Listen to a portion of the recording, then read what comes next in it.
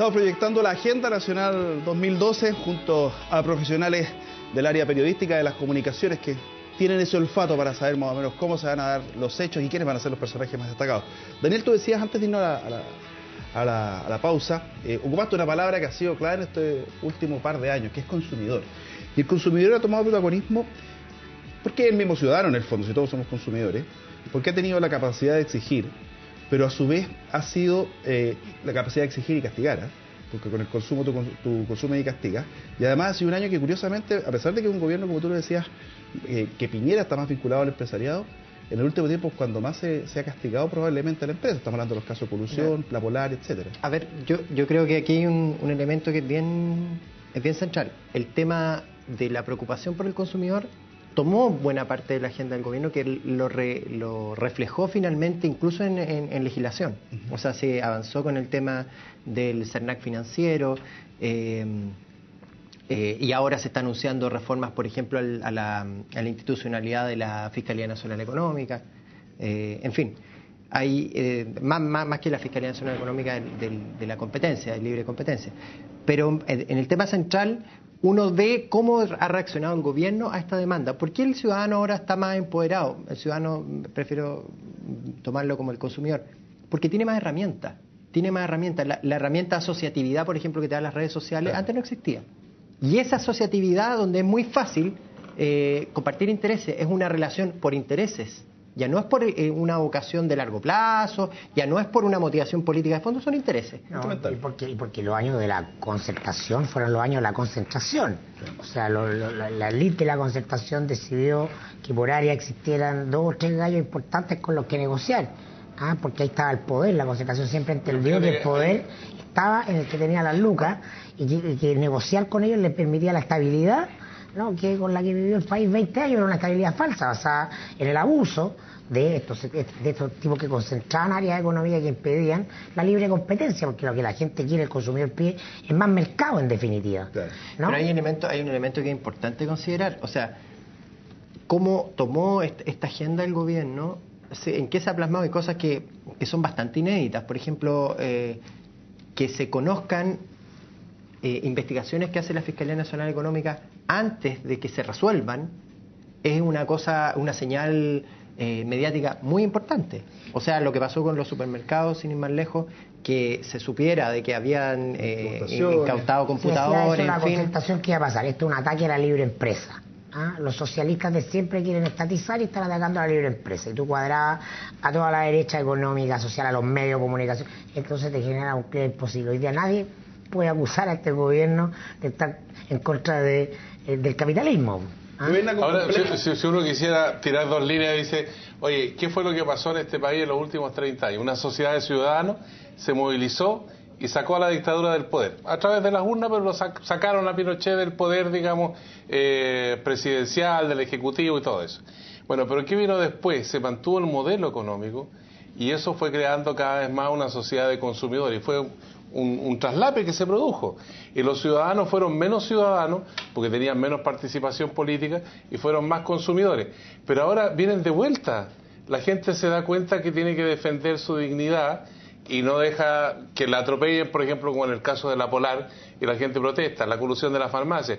Y cualquier abuso hoy día, si uno ve el CERNAC, la cantidad de la colusión de los pollos que se ha denunciado, la gente va y reclama y denuncia. El CERNAC tiene más reclamos que nunca en la historia de este país. Entonces, esa situación representa también una carga para el gobierno, porque el gobierno tiene que hacerse cargo de esos hechos, no puede eludirlo. Pero al mismo tiempo, lo que tú señalabas, hay un elemento de identificación que hace la gente con estos abusos y con la figura presidencial. Porque el presidente es un empresario que están ocurriendo cosas que no se esperaba que ocurrieran en este gobierno. Está bajo sospecha permanente el presidente. Claro, pero justamente... aunque no pase nada, la gente igual entra a sospechar de que aquí hay algo raro, ¿te fijas? Entonces, esa situación aquí hay un problema de crisis de confianza también. Sí. Hay crisis de confianza, tal como decía Mirko, en toda la clase política, por lo tanto, en toda la institucionalidad, se observa que hay un cuestionamiento que es bastante delicado, que deberían tomarlo en cuenta este 2012 y no jugar a esto de discutir, pero no avanzar. En ese sentido, ¿cómo cambia el escenario con el voto voluntario? A ver, yo creo que el cambio en el sistema del voto voluntario es algo que vamos a tener que ver qué pasa. Yo he escuchado voces críticas y voces a favor, pero al final nadie tiene claro qué es lo que va a pasar. Porque también cambian los mensajes, cómo te comunicas con un público que no conoces, cómo te comunicas con un público que no sabe si va a ir a votar o no, dónde van a estar tus énfasis. Yo creo, y porque estos supuestos al final del día de que son puros jóvenes, que ahora van a votar, que antes van a votar, yo creo que no, si antes era tanto más fácil que ir a inscribirse. Y el que uno se inscribiera en un registro y que te hacía, ¿no es cierto?, que esa decisión era voluntaria, pero el voto era obligatorio, te generaba un cierto empoderamiento, decir, yo tengo un derecho que voy a ejercer, pero ahora te lo regalan y tú dices, no, ahora no lo quiero ejercer. Eso te cambia absolutamente el modelo y la forma de llegar a ese público votante. Y adicionalmente, y algo que decía Daniel, que yo comparto plenamente, hoy día tenemos consumidores, tenemos ciudadanos, pero son definitivamente mucho más informados y con mucho más derechos. Si hoy día lo que decías tú, el CERNAC y todo ese tipo de cosas, evidentemente es porque se han abierto mucho más espacios para que la gente se manifieste su disconformidad, quede registrado y además se haga un seguimiento y una sanción si es necesario. En el tema de la colusión de los mercados, que la Polar, que los pollos, que las farmacias, yo tiendo a pensar de que no es la clase empresarial, la clase sinvergüenza, para nada. Yo creo que hay algunos empresarios inescrupulosos, creo que hay otros empresarios de lujo en este país, y si no fuera así no tendríamos el país que tenemos. O sea, tenemos un sistema empresarial sumamente responsable, un sistema empresarial con mucho énfasis en buscar soluciones para todos esos consumidores nuevos que han aparecido, cómo vamos cambiando esa mentalidad. Yo diría que en general tenemos institucionalidad, instituciones que funcionan relativamente bien para lo que son otros países. Todos han escuchado alguna vez que para ir a hacer negocio al vecindario vino en cooperativa, sacaron que lo vi, un tipo que era un emprendedor, que venía a hacer un negocio de innovación, acá era un australiano creo, venía con un proyecto y se fue al tiro y dijo, oye, esta cuestión la manejan 4 o 5 mercados grandes y no hay espacio para innovar. Entonces, no es tan así como tú dices. Oye, a mí me falta espacio porque el chileno efectivamente tiene mucho espíritu empresarial para ser pyme, para ser mediano empresario, pero los mercados están concentrados y esa es la agenda Longueira, por eso que está rescatable lo que hace el ministro Longueira. Absolutamente. El ministro Longueira ha instalado esa agenda muy beneficiosamente. No, el trabajo en desconcentración que hay que hacer porque es tremendo. O sea, tú ves el caso de la farmacia, 85% del mercado lo tienen otras farmacias, los supermercados, cerca del 80%. En varios aspectos, por ejemplo, una reforma súper importante.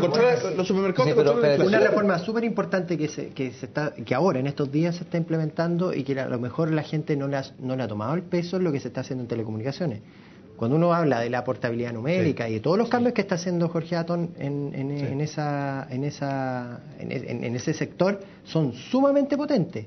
Porque ahí es donde tú le estás dando una herramienta clave a la gente para poder decidir, para poder cambiarse, para poder modificar la estructura. Además, consideremos cómo se está abriendo el mercado de la telefonía móvil. Esa modificación es muy inteligente. Porque ¿qué es lo que haces tú al final? Y esa es la discusión que yo no comparto mucho respecto a la concentración. Aquí hay que distinguir quiénes son los dueños y dónde está la verdadera competencia. Tú vas a hacer un cambio radical, como lo que acabas de decir en telecomunicaciones. Sin embargo, hay 3 compañías y no hay más. Pero lo que va a pasar es que se van a sacar los ojos en la competencia. Pero además, y el único beneficiario es el consumidor. El cambio incorpora la posibilidad de que haya otros operadores que ingresen. Y de hecho hay 2 o 3 ya está ingresando BTR, ya está operando Virgin y Falabella está interesado en ingresar también. 2 nuevos actores. Sí. ¿Cuánto lobby hubo para impedir que entraran 2 nuevos actores a competir en el mercado de la telefonía? Mira, pero pongo el caso de los bancos, porque el caso paradigmático es el de los bancos. Esta cosa buena en telecomunicaciones contrasta con la cosa mala. La televisión digital es una vergüenza que todavía no se implementa en Chile, porque hay intereses fácticos que están operando en función de impedir que la televisión se dicte como se concibió al principio. Los canales tradicionales quieren cobrar por parte de su programación, lo que constituye toda una aberración, porque es el patrimonio de todos los chilenos, el aire. Claro. ¿no? Y sin embargo, esa es la piedra del tope. Entonces se ha postergado indefinidamente porque el argumento es que la torta es de este porte, entonces si hay más canales, la torta va a seguir siendo la misma y vamos a ganar menos. Pero ¿cómo financias tú esas inversiones? Sí, está bien, el aire de todo, pero si un canal, una estación decide usar las distintas alternativas de la televisión digital, tiene que hacer inversiones. ¿Cómo las financia? Porque se metan al cable. Pero por lo mismo. Se metan al cable, hay televisión de pago. Pero cambia la base, cambia el espíritu. Sí, claro. Ya no va a haber señal abierta, gratuita, donde yo le pongo una antenita y pongo un decodificador y bajo la señal. Sí, entonces, ¿cómo haces para financiar esas inversiones si no es cobrando por la señal? Y ahí pero por eso es que hay que mirar los fenómenos con un poco más de complejidad y con un poco más de lo que significa finalmente para lo que están hechos, para generar beneficios para los usuarios. ¿Cómo beneficiamos a esos usuarios? ¿Cómo le generamos más herramientas? ¿Cómo le generamos más alternativas? Tú lo decías delante. ¿Cómo generamos más mercado? Y pluralidad y diversidad. Por eso vamos al tema de las universidades, por ejemplo. Yo soy partidario de las universidades privadas. Por supuesto que son un aporte las universidades privadas. El punto es que hay universidades privadas que ofrecen un servicio que no se condice con la realidad de lo que prometen. Totalmente de acuerdo. Gente que saca cartones que tienen cero valor en el mercado y que han perdido una importante inversión para esas familias en función de una suerte de promesa que ha sido una estafa. Por eso que este porque no hay gobierno regulación. Pues incluso la superintendencia superintendencia de educación. Si el problema no es que exista la institución que sea de buena o mala calidad, el problema es que tiene que haber alguien que fiscalice y que regule. Y ese avance, por ejemplo, que propuso el presidente Piñera con la superintendencia de educación, apunta en esa línea. Y esas universidades dejan de... Y el drama es que no había Estado con vocación de regulador, porque además el Estado en muchas áreas ha sido cooptado por la industria. No, los personeros que están encargados de regular pasan a hacer las sillas musicales, la puerta giratoria, y por lo tanto no tienen la voluntad política de trabajar para el bien común, sino que trabajan en función de sus carreras. Están completamente privatizados. Y ese es el drama del Estado chileno. Además, porque nadie está viendo un Estado más grande, sino que está viendo un Estado más robusto. Claro, y eso es cuando a veces se gobierna con complejo y dice, oye, hagamos esto, hagamos lo otro. No, que va a crecer el Estado, vamos a tener que aumentar la planta, el tamaño del Estado. Eso está en el corazón de un gobierno que tiene esa problemática, efectivamente. Cuando tú has estado durante 20 años planteando que el Estado tiene que ser más chico, que el Estado aquí, que el Estado allá, y te encuentras con un Estado y lo vas a administrar y vas a gobernar y te das cuenta que para todo lo que necesitas de verdad que crezca, yo creo que el complejo no está en que crezca, el punto está en que crezca armónica y racionalmente para lograr un determinado objetivo. Entonces, ahí es donde se produce el problema, porque nadie duda de lo que decías tú, si hay universidades privadas y públicas también, que tienen malas señaléticas de educación. Bueno, que haya una superintendencia que fiscalice, porque las malas no están solamente las privadas, hay universidades tradicionales también que son muy beneficientes. Y es más, con los recursos del Estado, Mirko, si eso es lo más grave, porque cuando las universidades privadas lo hacen bien o lo hacen mal, lo hacen con la plata de los sostenedores o con la plata de la familia. Con la plata de la familia, que es lo pero más grave. en el caso de las universidades tradicionales, se hace con los recursos del Estado, que pagan todos los chilenos, y se da la paradoja que cuando tú financias con Estado la educación tradicional, la educación pública, los pobres terminan financiando a los ricos, porque los pobres aportan tributariamente. Lo que hemos hablado, lo que se ha mencionado ahora es una discusión más de fondo, que es la modernización del Estado, que es algo que no está en la agenda. Y que va a ser la herencia, porque nadie se quiere asumir ese costo, y es el cambio de fondo que no, porque cuando estamos hablando de educación también te lo puedo mencionar en salud, también te lo puedo en obras públicas, en transporte. Oye, y ojo con una cosa, tú estábamos hablando del tamaño del Estado, y vamos a ver hasta qué punto el Estado actual, el gobierno actual, va a querer ingresar para ver los procesos. Y estoy hablando, tú hablabas delante de las universidades tradicionales y de la escasa calidad. Veamos los procesos económicos, la transparencia que hay. Tengo antecedentes serios y fidedignos de universidades estatales donde la cantidad de dinero, que no es que se esté despilfarrando, sino que desviando con fines delincuenciales, ha sido tremendo. Entonces, yo tengo los antecedentes, de verdad, los tengo. En el sector público y en el privado hay gente que lo hace bien y gente que lo hace exactamente. Ese es el punto. Pero lo que ahora uno está buscando, además de a lo mejor una reforma tributaria, es también ver que los recursos se estén gastando bien. Vamos a hacer una cosa, a la vuelta hablemos del Poder Judicial, pongámoslo aquí, que le llegue la transparencia también a ellos. Hacemos una pausa y ya volvemos.